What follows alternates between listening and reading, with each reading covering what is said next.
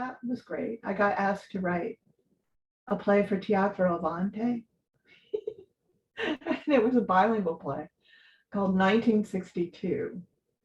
And it's about a bunch of teachers in Miami who are dealing um, with the Cuban Missile Crisis, the week of 1962.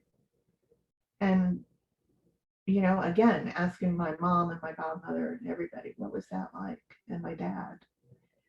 And all I could remember, but it was important, was my 8th birthday was October 25th of 1962. And I wasn't going to have a birthday party. I wasn't going to have a birthday party. And I couldn't believe I wasn't going to have a birthday party. Like, that was terrible. And my mother had to put up with me stomping around, being a brat. And she finally met up with all the ladies of the neighborhood who were all airline ladies, who were all being left behind. Nobody had a bomb shelter. And they said, you know what? Susan's going to have her birthday party.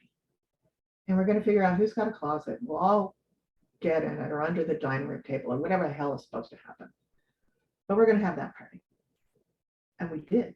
I did have that birthday party. But in sort of exploring what that was, I also met young women of that period who were Black and who were Cuban and who had come, either they were Black because they were from Miami and they were teachers, they were educators, and they had come from Cuba early and never intending to stay.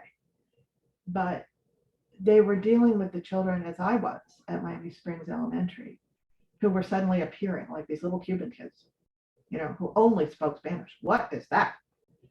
And we were suddenly having these, over the PA, we were having Spanish classes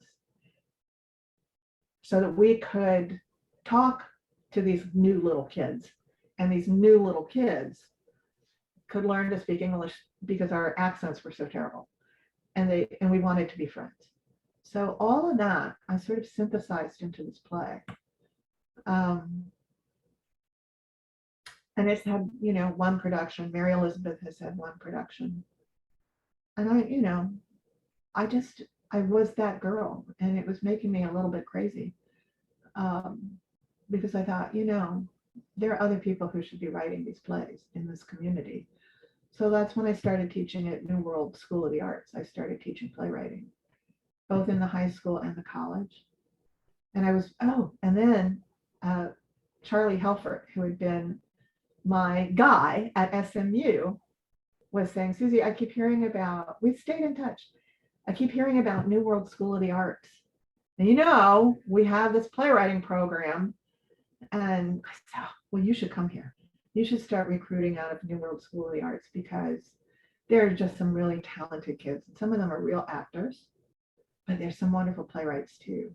And I love to think about that because they recruited and some amazing kids landed there. Some other kids landed at FSU where, they don't teach playwriting anymore. It makes me crazy. But I was teaching and really finding some unique voices in young people, writing letters of recommendation to make them go away and engage in new careers, which they did. But that was also the one of the reasons to start City Theater in my 40s with two younger